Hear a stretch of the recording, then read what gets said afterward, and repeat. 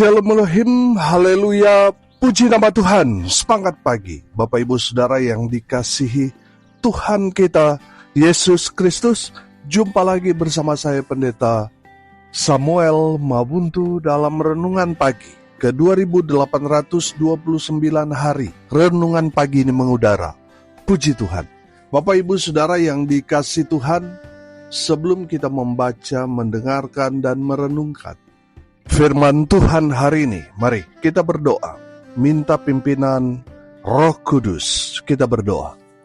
Bapa di surga, berbicaralah kepada kami semua. Pakai firman Tuhan ini untuk menegur kami, menasihati kami, meneguhkan iman percaya kami, dan memberkati kami semua. Di dalam nama Tuhan Yesus yang adalah firman Allah yang hidup, kami berdoa. Amin. Haleluya.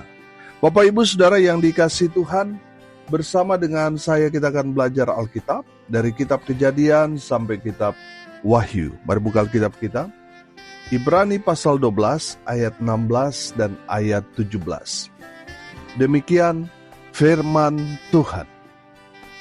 Janganlah ada orang yang menjadi cabul atau yang mempunyai nafsu yang rendah seperti Esau, ia menjual hak kesulungannya untuk sepiring makanan.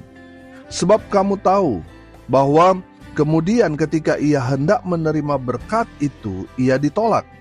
Sebab ia tidak beroleh kesempatan untuk memperbaiki kesalahannya, sekalipun ia mencarinya dengan mencucurkan air mata. Amin firman Tuhan, haleluya. Bapak Ibu Saudara yang diberkati Tuhan, mari kita belajar pesan firman Tuhan kepada kita pada hari ini. Yang pertama, jangan mencemari hidupmu dengan percabulan. Bapak Ibu Saudara, firman Tuhan ini jelas berkata janganlah ada orang yang menjadi cabul. Saudara, percabulan itu artinya keji, kotor, tidak senonoh, porno. Percabulan saya sederhanakan adalah perbuatan yang kotor yang menjijikkan di hadapan Tuhan. 1 Korintus 6 ayat 18 berkata begini, jauhkanlah dirimu dari percabulan. Setiap dosa lain yang dilakukan manusia terjadi di luar dirinya, tetapi orang yang melakukan percabulan berdosa terhadap dirinya sendiri. Bapak Ibu Saudara yang dikasihi Tuhan, dosa percabulan jelas bahwa itu terjadi karena tindakan, karena keputusan pribadi, bukan diturunkan dari Adam dan Hawa. Saudara yang dikasihi Tuhan, dosa keturunan dari Adam dan Hawa itu sudah dipakukan di atas kayu salib 2000 tahun yang lalu oleh Yesus Kristus Tuhan kita. Haleluya. Saudara, dosa percabulan itu dilakukan diri kita sendiri dan harus kita tanggung. Bapak Ibu Saudara, tadi saya katakan bahwa dosa percabulan itu dosa yang menjijikkan di hadapan Tuhan. Jadi kalau saudara masih terikat dengan dosa percabulan ini, masih selingkuh saudara, masih punya simpanan perawan desa, saudara sudah menikah tapi saudara masih berhubungan seks dengan pelacur dan sebagainya, saudara yang dikasihi Tuhan, saudara melakukan percabulan, berdosa terhadap dirimu sendiri. Bertobat. Karena kalau saudara tidak bertobat, saudara ada dalam bahaya. 1 Korintus 10 ayat 8 saya akan bacakan buat kita sekalian. Janganlah kita melakukan percabulan seperti yang dilakukan oleh beberapa orang dari mereka, sehingga pada satu hari telah tewas 23.000 orang. Saudara yang dikasihi Tuhan, saudara lihat bahaya percabulan, murka Allah turun. Saudara perhatikan Sodom dan Gomora, kenapa dibakar di bumi, hanguskan Tuhan? Karena dosa percabulan terjadi di sana. Bapak Ibu Saudara yang dikasihi Tuhan, kalau saudara jatuh dalam dosa percabulan, dan hidupmu baik-baik saja, sepertinya Tuhan tutup mata melihat dosa yang saudara lakukan. Saudara dengar ini baik-baik. Kalau saudara masih sehat, masih bernapas, padahal saudara sudah jatuh dalam dosa percabulan, itu menandakan Tuhan masih memberi saudara kesempatan. Bertobat sebelum saudara berobat, saudara. Bertobat dari sekarang. Kalau saudara menjadi pelakor, menjadi pebinor, saudara bertobat. Saudara yang dikasih dan lihat, dosa percabulan sekarang ini sungguh-sungguh terang-terangan. Kalau dulu ini tabu, saudara. Tapi lihat sekarang terang-terangan, pengakuan di mana-mana. Saudara, mereka nggak malu lagi kalau mereka itu sudah ada penyimpangan seksual, mereka nggak malu lagi untuk mengakuinya. Bapak Ibu Saudara yang dikasih Tuhan, dengarkan firman Tuhan ini. Jangan jatuh dalam dosa percabulan, karena itu akan membawakan saudara kepada satu bahaya yang sangat besar. Saudara, firman Tuhan yang saya tadi bacakan dalam 1 Korintus 10 ayat 8 ini menceritakan tentang bahaya dosa percabulan. Satu hari tewas 23.000 orang. Karena apa? Bangsa Israel, mereka melakukan percabulan dengan perempuan Moab. Lalu perempuan-perempuan itu akhirnya mempengaruhi mereka. Sehingga orang-orang Israel pada saat itu, mereka ikut menyembah yang disembah orang Moab, yaitu Baal Peor. Bapak Ibu Saudara, itu mendatangkan murka Allah dan mendatangkan maut kepada bangsa Israel. Pada satu hari 23.000 orang Israel mati dihukum Tuhan. Karena apa? Karena dosa percabulan yang mereka lakukan. Bapak Ibu Saudara yang dikasih Tuhan, jangan sampai keluargamu kena musibah, kena malapetaka karena dosa yang saudara lakukan. Kalau saudara mendengarkan firman Tuhan ini, saudara jadi pelakor, pebinor, saudara melakukan seks yang menyimpang, saudara LGBT dan sebagainya, saudara bertobat dari sekarang. Kalau tidak, bahaya besar akan menimpa saudara. Bisa saja ini peringatan Tuhan yang terakhir buat saudara. Kalau saudara tidak bertobat, saudara ada dalam bahaya yang besar. Bertobat. Saudara yang dikasih Tuhan, percabulan adalah perbuatan yang mencemari hidup. Saudara yang dikasih Tuhan, Efesus 5 ayat 3 berkata begini.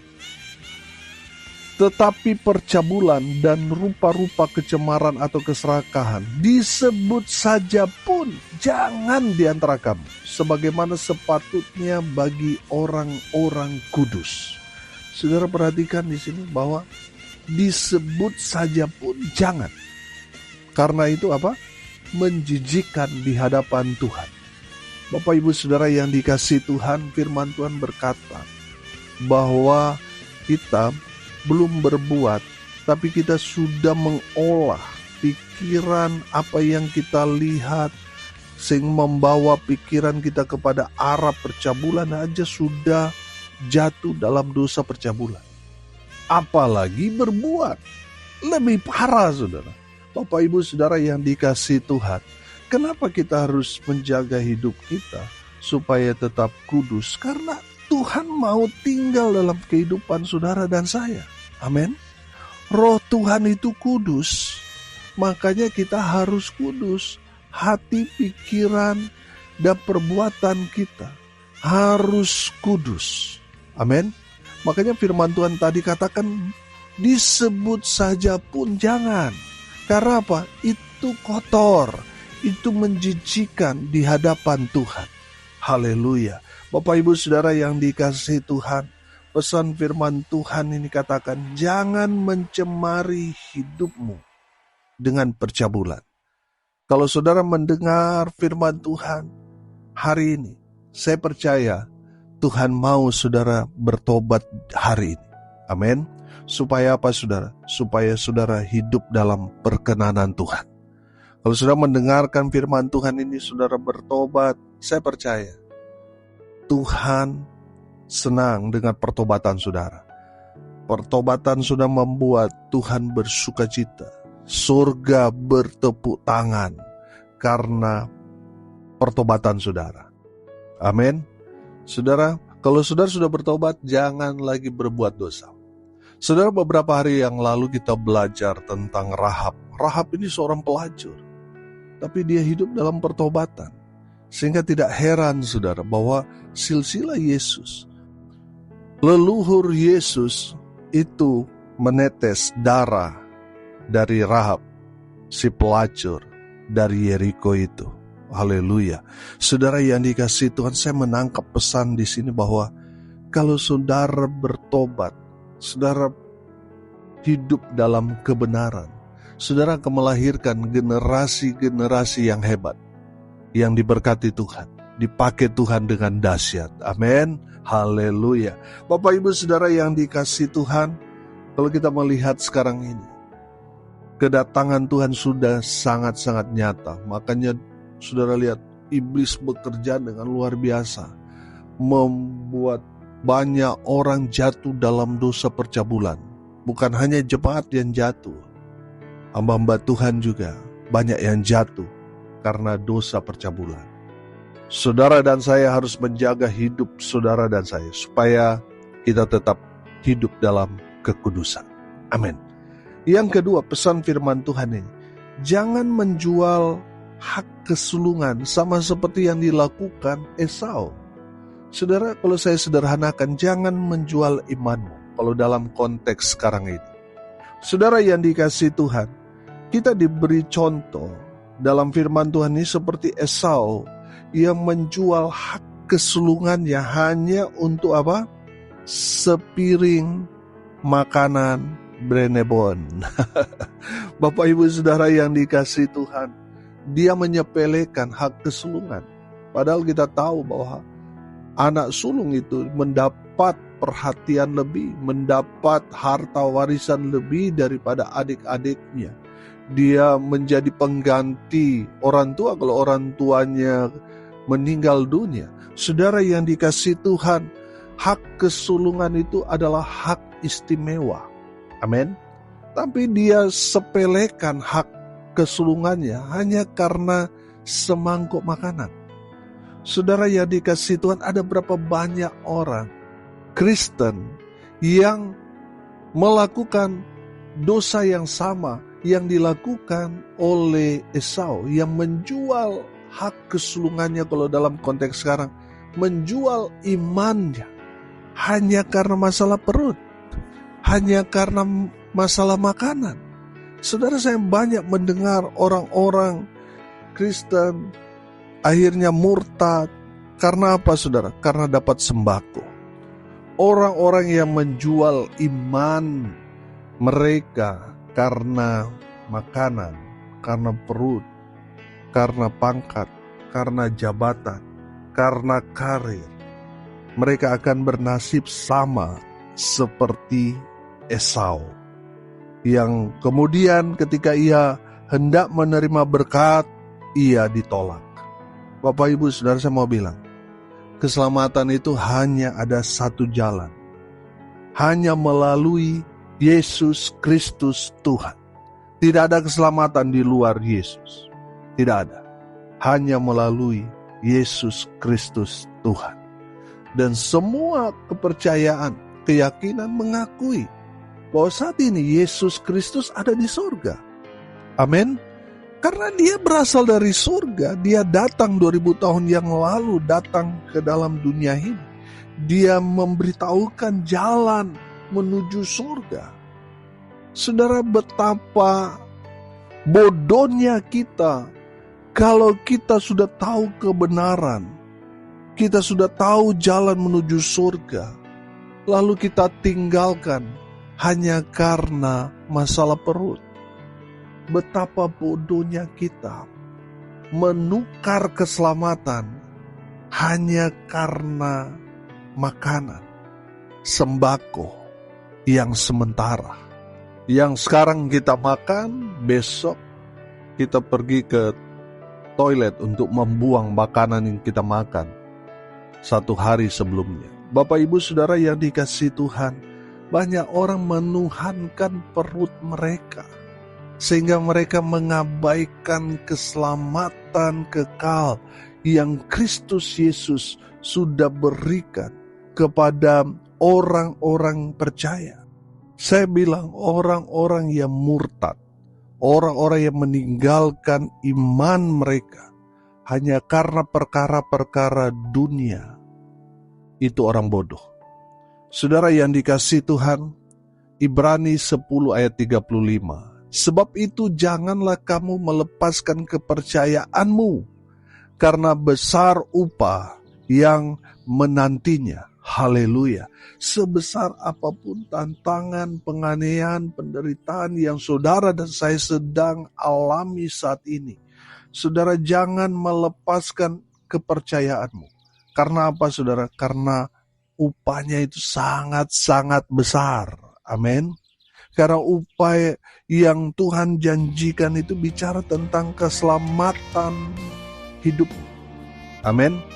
Jangan sampai saudara lepas hanya karena rumah saudara direnovasi, diberikan bantuan oleh orang-orang yang tadinya tidak seiman dengan saudara.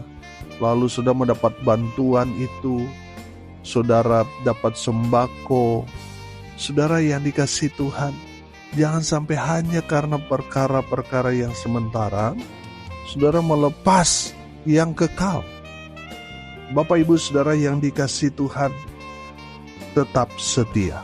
Walaupun kita berat menjalani kehidupan kita, karena itulah salib yang harus saudara dan saya pikul. Amin. Jadi tetap setia, ikut Kristus. Amin.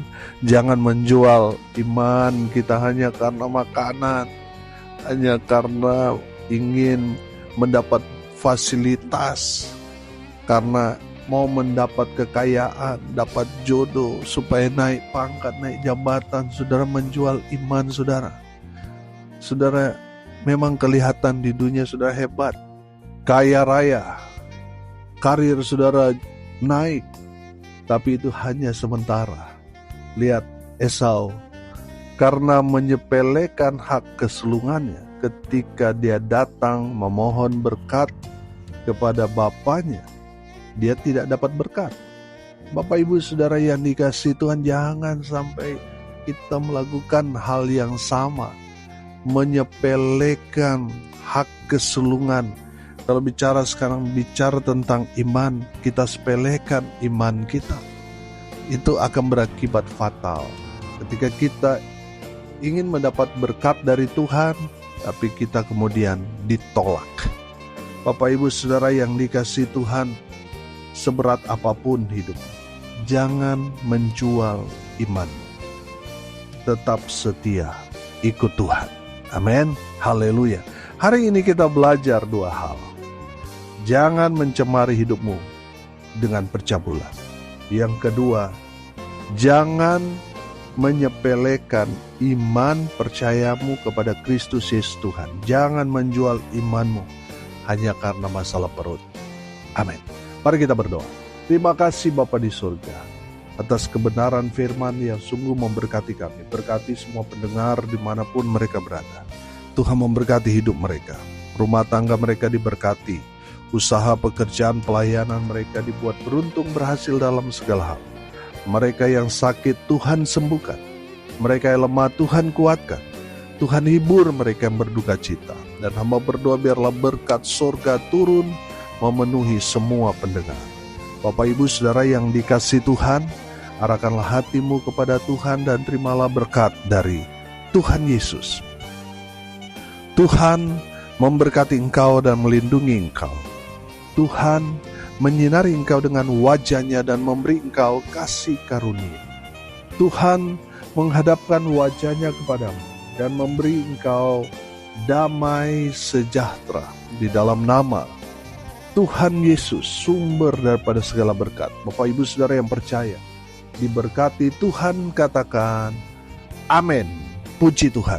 Bapak Ibu Saudara yang dikasihi Tuhan, kalau saudara merasa diberkati melalui renungan pagi ini, bagikan juga kepada saudara-saudara yang lain supaya mereka juga diberkati, karena untuk itulah kita dipanggil untuk jadi berkat. Salam kasih dari Bali. Saya Pendeta Samuel Mawuntu. Sampai jumpa besok pagi. Tuhan Yesus memberkati kita semua. Haleluya.